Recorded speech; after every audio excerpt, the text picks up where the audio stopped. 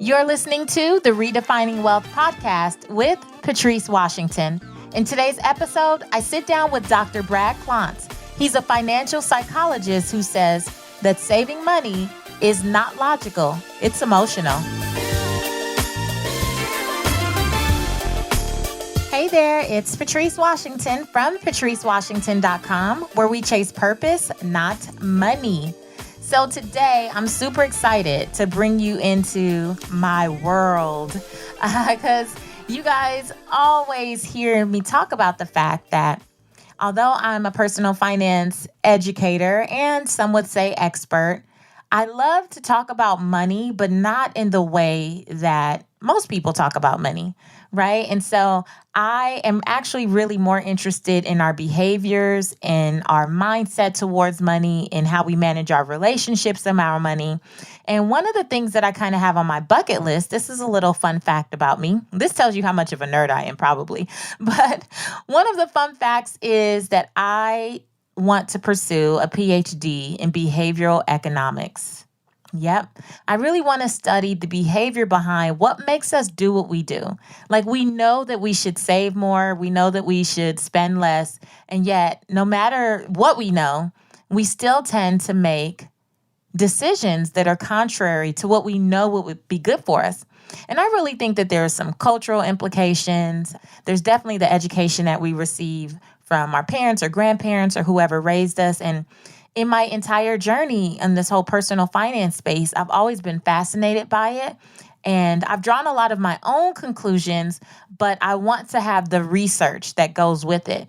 So when I partnered with Capital One on their inaugural National Savings Day, the thing that really made me want to partner, besides the fact that I think they offer a great product, is that I was going to have an opportunity to sit down with someone that I actually looked up months ago as I started to look at this search or understand what it would take to get this PhD. I wanted to find people who were doing the work that I wanted to do, right? That I want to do. And Dr. Bradley Klontz is that person. So let me tell you about him and then we'll jump in. You guys are going to enjoy this interview. It definitely ties in some stuff that you probably haven't heard before when you're really trying to work through how can I save more? How can I become a better saver? It's definitely not stuff that you hear every day in the sound bites that you get on the news or other places. So this is going to be good. Dr. Bradley Klontz, who I'm going to call affectionately Dr. Brad, is a founder of the Financial Psychology Institute and an associate professor of practice in financial psychology at Creighton University. He's also a fellow of the American Psychological Association, and he's co-authored, and co-edited 5 books on the psychology of money. This is the stuff that gets me excited. His work has been featured on ABC News' 2020, Good Morning America, and in USA Today, The Wall Street Journal, New York Times, Washington Post, LA Times, Time Magazine, Kiplinger's Money Magazine. You get it, right? He is out here doing his thing, and I'm so glad that we had a chance to sit down. So listen in so you can learn the truth about savings.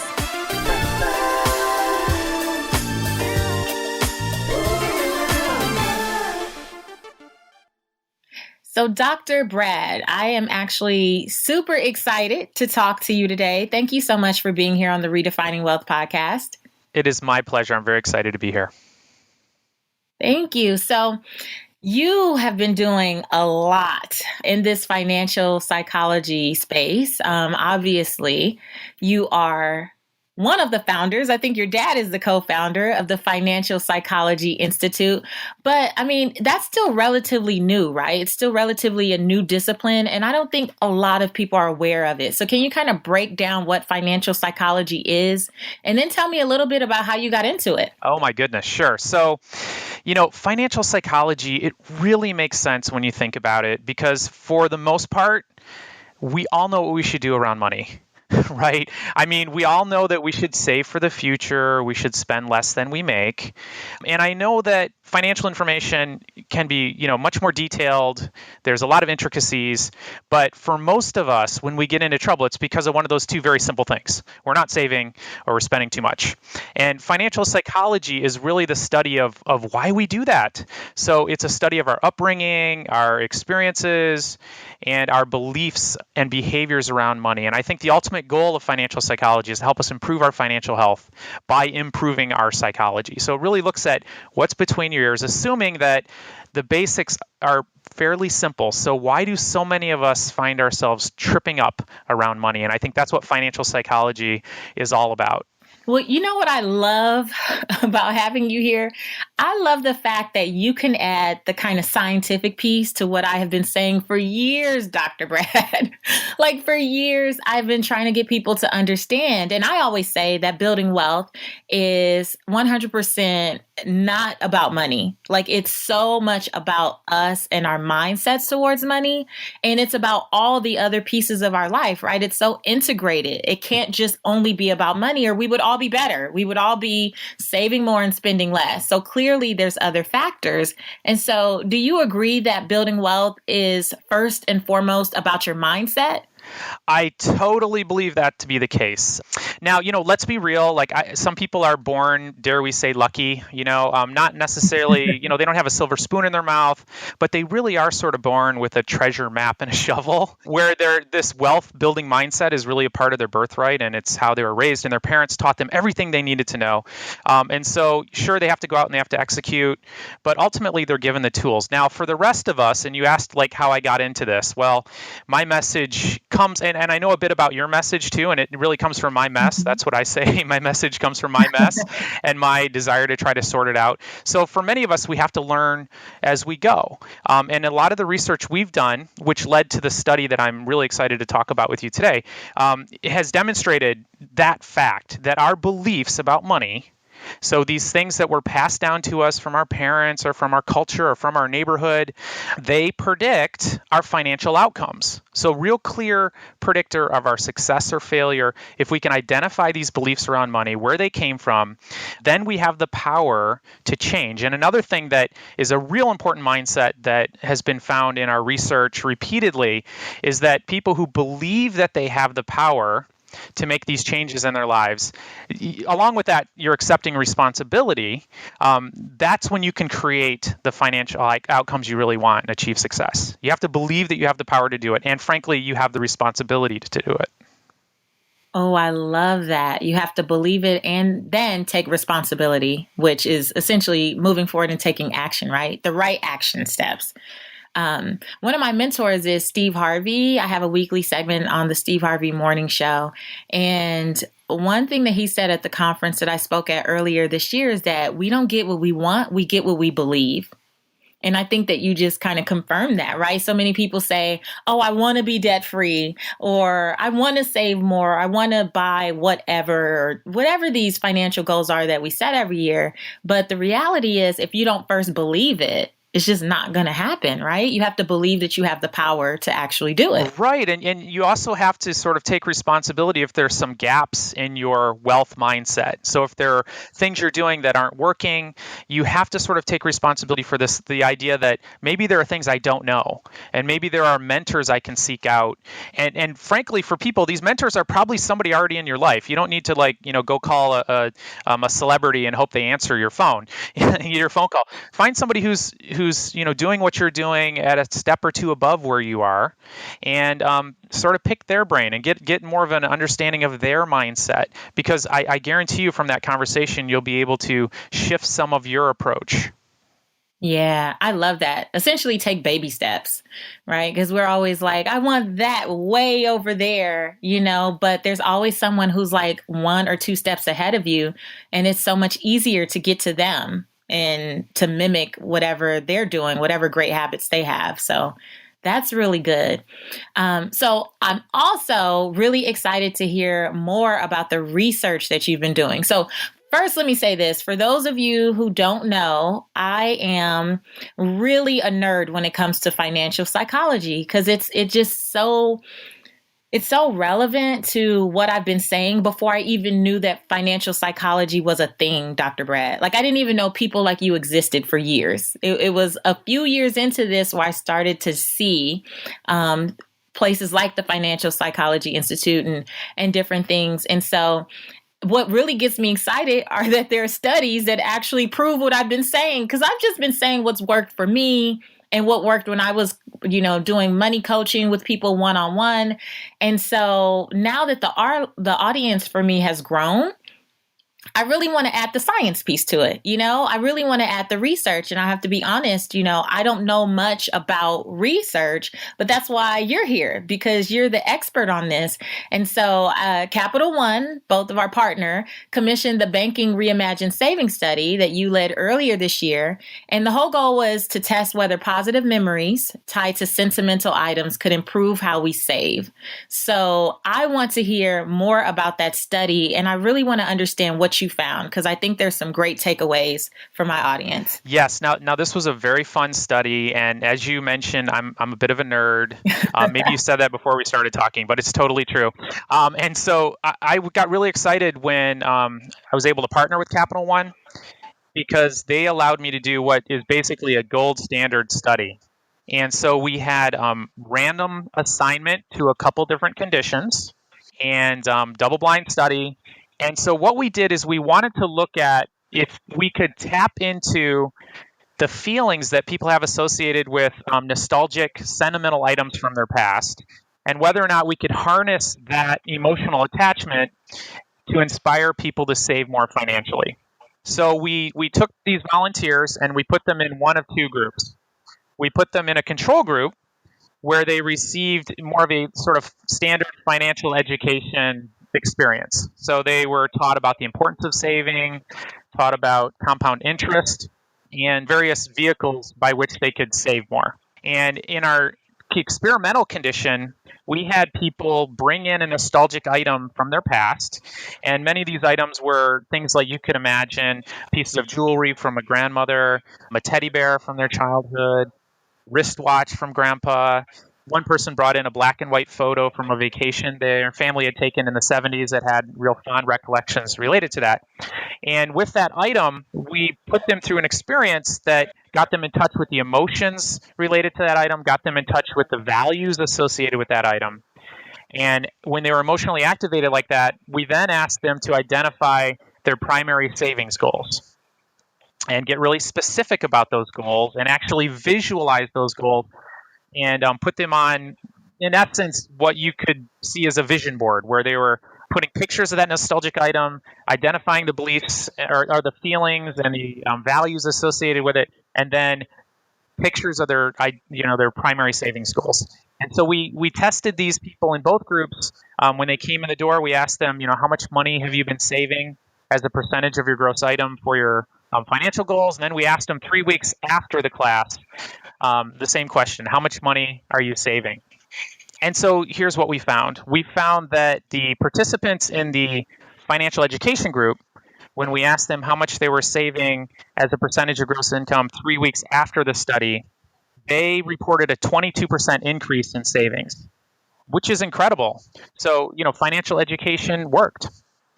When we looked at that nostalgic item group, we actually found a savings rate that was 3 times higher. So they reported increasing their savings by 67% 3 weeks after that experience around the nostalgic item. Wow, that's good. 67%. Yes. So, to put a number on it, when that group came in, they were reporting a 10% savings rate, and it jumped up to about 17.5% 3 weeks later.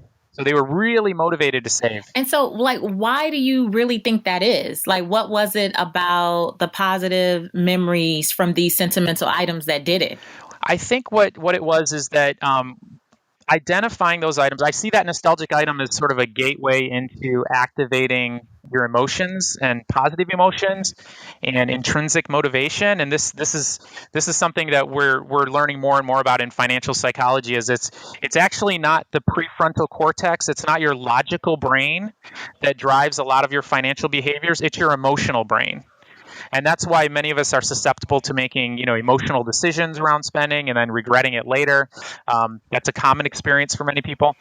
And what we're able to do is harness that emotion and that sort of passion towards that nostalgic item, and then translate that to the whole reason why you want to save for the future. It's not about denying yourself things in the present. It's about getting really excited about these savings goals that mean the most to you, that are attached to your values, that are, the reason you get up in the morning, whether it's for an adventure you want to have, whether it's safety and security for your family.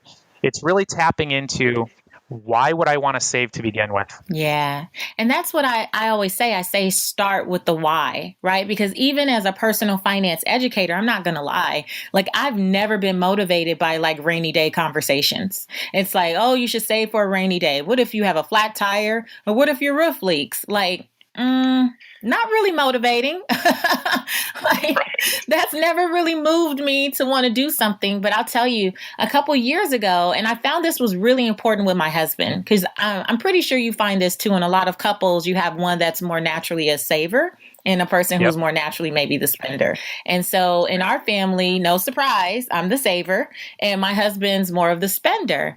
And so we started to set like annual family goals, annual family financial goal that I can kind of hold him to.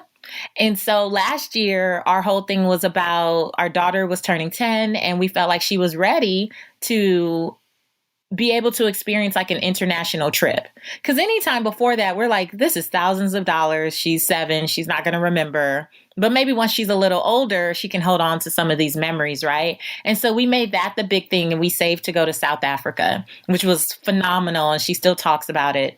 Like every few weeks, we hear her mentioning something or telling someone about it, which is awesome. And then this year, we decided that my mom was is retiring this November for her birthday, her 66th birthday. And one of her concerns with retiring was not feeling like she would be ready, like she wouldn't have enough money saved, because she honestly wasn't a saver. So I didn't grow up having these types of conversations. It's definitely who I am is not what I'm modeling. It wasn't modeled for me at that time. And so my mom wasn't really a saver, and she's at this point where we want her to retire for her health. And she wasn't ready. And so my husband and I said, this year we're going to, last year we were going to save enough money to purchase some income property, put my mom in a unit, totally rehab it and furnish it and surprise her with it. And we just gave her the keys a couple Sundays ago. And that was the motivator for us. So because I'm more of the saver, I probably could have naturally done it. But because, there's 2 of us and we're both contributing here, I had to, remind my husband sometimes when he would want to get off course and do other things that guys like to do and buy other little toys, and namely a car, that wasn't the priority for this year. And it's really helped both of us just have a shared goal that means something to both of us, because my mom is like his mom. So he really took that to heart. And every time we had to tap back into that conversation, that's the thing that kind of got him on the straight path, is like, okay, that matters more. When we approach saving money from the budgeting perspective and all the things we're going to cut out, it's real similar to dieting. And anytime I try to approach a diet in terms of cutting out all these delicious things, my brain rebels, and we're sort of biologically hardwired to sabotage ourselves when our brain is saying, okay, there's a famine coming, so I'm going to slow down my metabolism. I'm going to hold on to every calorie I can. I'm going to try to make you lazy so you don't move. And I think when we approach budgeting from this sense of deprivation and starvation, if you will, of course you don't want to do it. It's depressing. And then, of course, we don't stick to it. Yeah. For years, I have really been talking about financial education from this way, right? From this perspective, because I love that in the study, one of the first groups that you guys did was the basic financial education presentation. And what a lot of us think of when you hear that is kind of I'd hate to be rude, but just follow me. It's like that Saturday morning dry bagel and orange juice conversation at your financial advisor's office, somewhere where everyone is really uptight and it's really stiff. And quite frankly, it makes you a little nervous, right? It's like kind of intimidating. And I've always tried to use storytelling or props or just something to keep it engaging and fun and help people let their guard down, because already money is kind of taboo for a lot of folks. It's just hard to talk about, especially in front of a group of people that you don't know, right? Or with strangers, or even to nod your head at the wrong time. You're kind of looking around to make sure no one's watching you or seeing which piece of this conversation you relate to. But when we can do it in an engaging way, it makes all the difference. So I'm really curious about what the study tells us, just as financial educators or the financial planners listening, or any personal finance coaches, what we need to do more of or less of to help our clients and our audiences actually achieve their savings goals or their financial goals in general. Yeah, when we start with the understanding that our financial decisions are not made by our rational brains for the most part, it's based on in how we're feeling and our emotional brains. Too many of these concepts are very abstract. So, like the idea of retirement is an extremely abstract idea. The idea of saving, extremely abstract. What does it mean? Well, it doesn't mean a whole lot to your emotional brain, and your emotional brain is the part of your brain that actually makes your decisions for you. And so the drier, as you're saying, and we've all been in those, we've probably all given dry presentations at some point in our life, based on facts, and we're trying to motivate people based on facts. It's really the emotion that motivates us. And so as many things as we can do to bring in an emotional experience. And so you mentioned storytelling. For our study, we used a prop, if you will, a nostalgic item that people really attach to make it experiential, to give people an experience, significantly more effective because you're engaging that emotional brain. So in our experiment, we had people actually cutting out pictures and drawing pictures and putting together a visual representation of their goal, because that really engages the emotional brain. Abstract ideas like retirement or this amorphous savings account doesn't really motivate us. Well, I love the whole visual representation piece, because I've been so into vision boards for years before The Secret and before people start talking about the law of attraction and all this. I was making little vision boards literally in like grade school. It just came kind of naturally to me.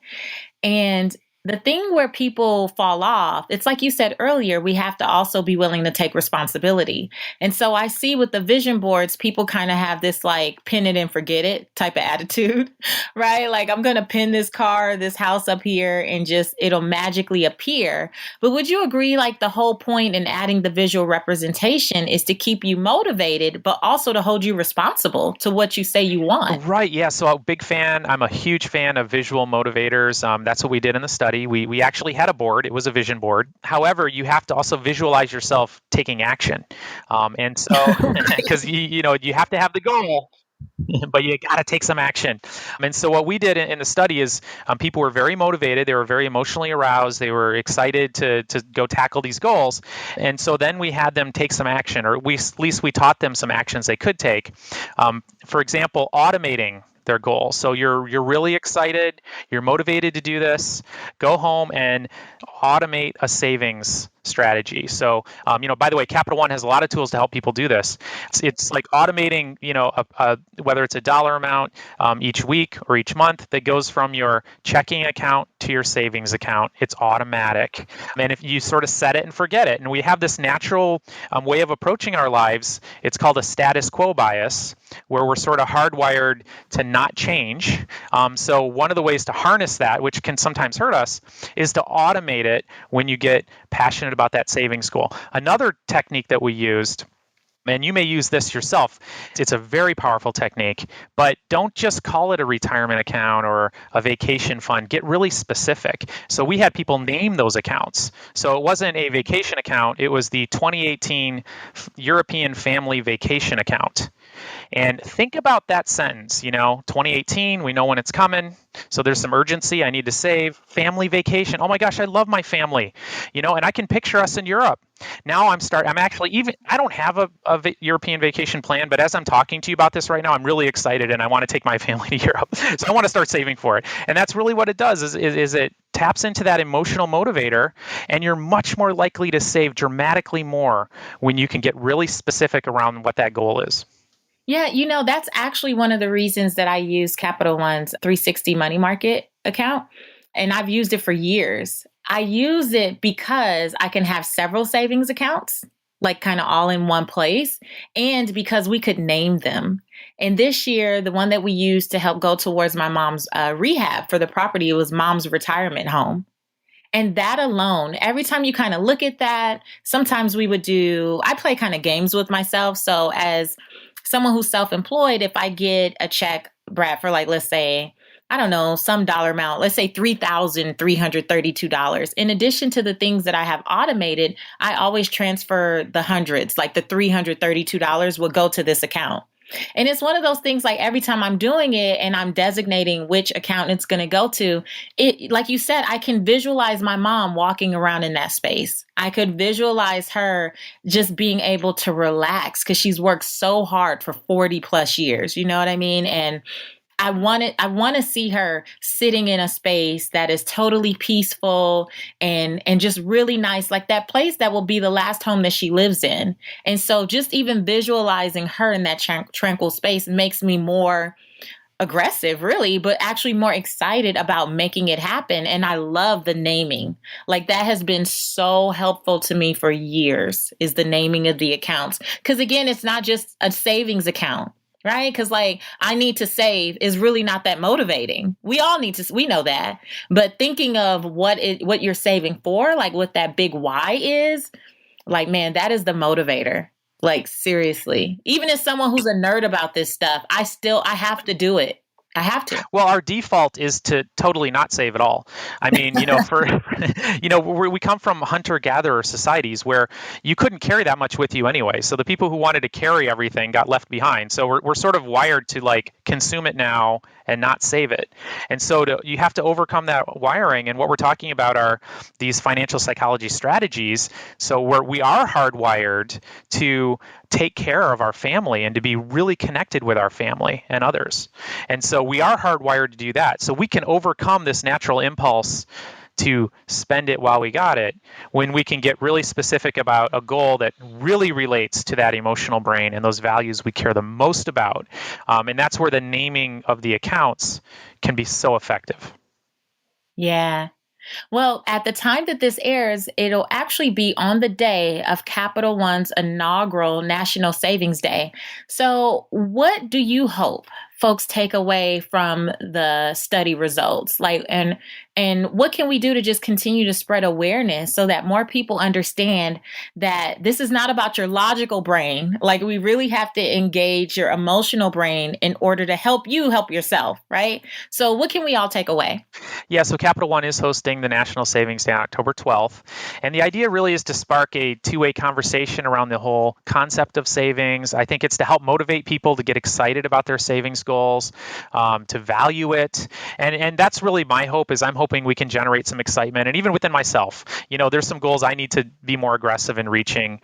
So it's really an opportunity, I think, to help us bring in line our values and our goals. And for me, it's about living in more integrity around my relationship with money, to really focus on what it is I'm saving for, why it means so much to me, because ultimately that's how I'm going to get there.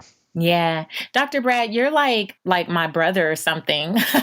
Like I relate to you so much. It's so weird because it's not weird, but it's like, man, I'm listening to you. And even when you said integrity, I literally just did a class called Financial Integrity.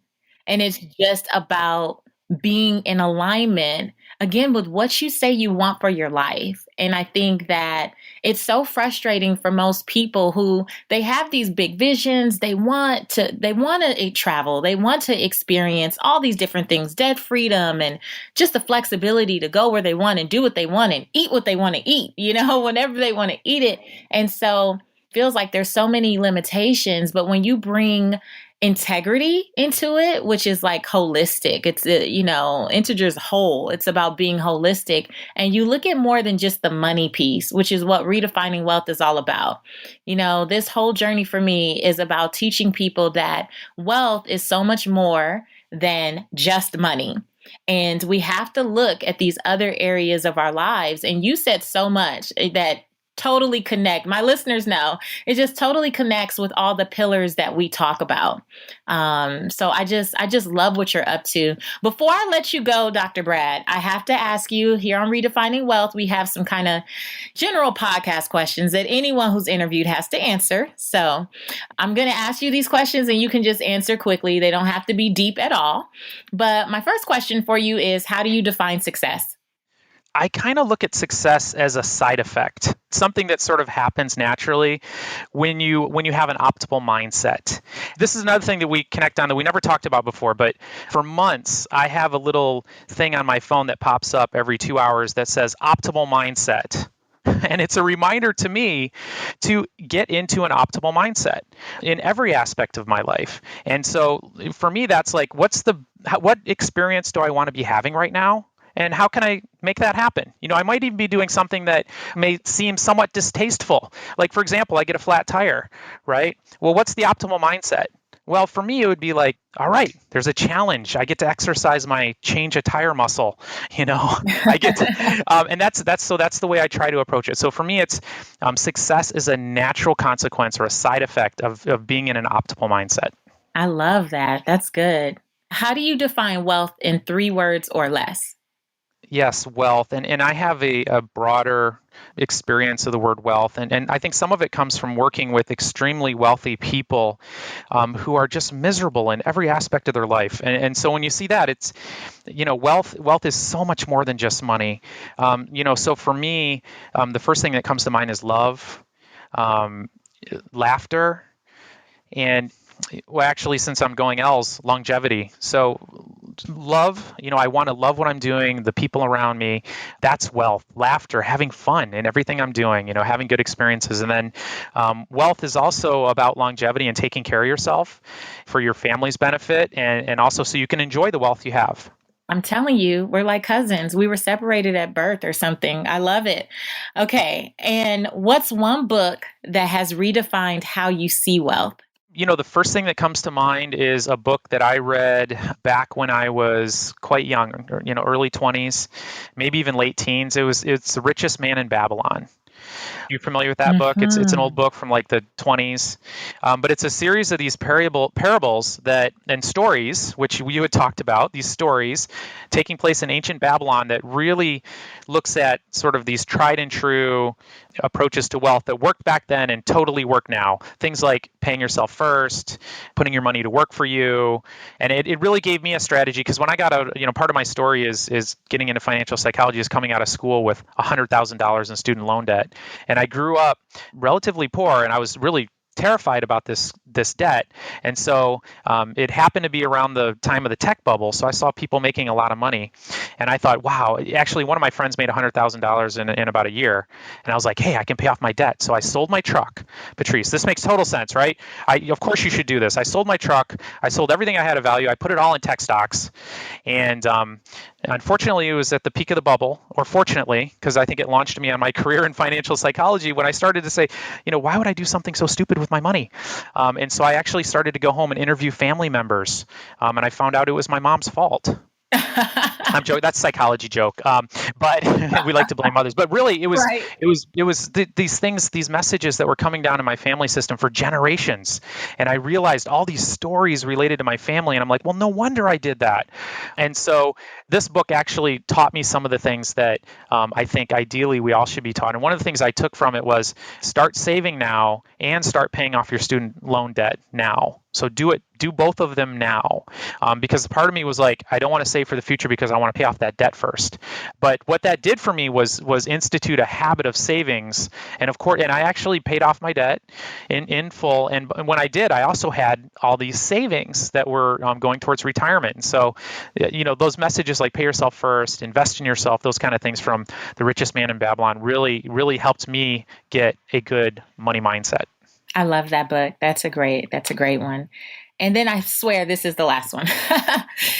So you're going to fill in the blank and you're going to say, my name is, with your full name. And for me, the truth about wealth is. So you got it? Yeah. So my name is Dr. Brad Klontz.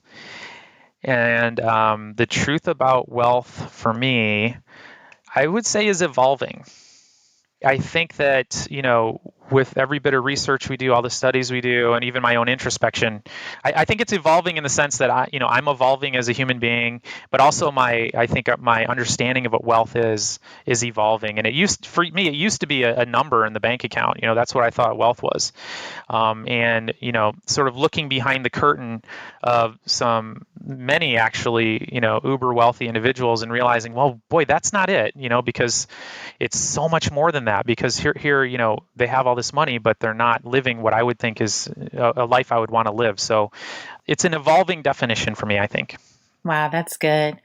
Well, Dr. Brad Klontz, thank you so much for being here on Redefining Wealth. You have definitely, I think, made me more credible.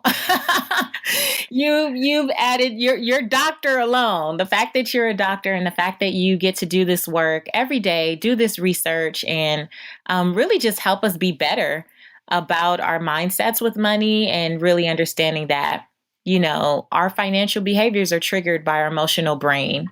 And I think if we just continue to bring awareness to that, especially with Capital One's inaugural National Savings Day, we can really help some people out. So thank you for allowing me to be a part of this conversation with you. I'm super, super excited about what the listeners get to take away. Thank you so much for having me and just giving me the opportunity to talk about something that I'm so passionate about.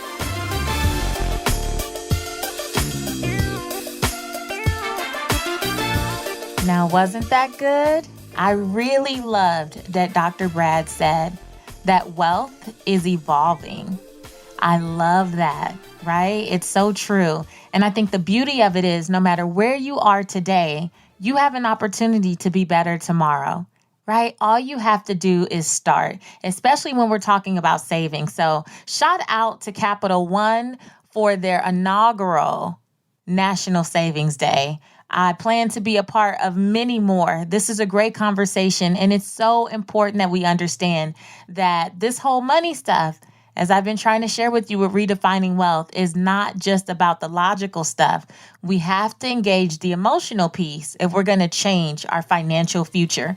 So if you enjoyed this episode, make sure you subscribe and share. And also, please take a moment and leave a review. I really want to hear your aha moments. I want to know what stood out to you, what is making a difference. And I want you to share with me even some of those sentimental pieces that you want to put in place so that you can do better with your savings. Because remember, I'm here to help you live your life's purpose, find fulfillment, and earn more without ever chasing money. See you next time.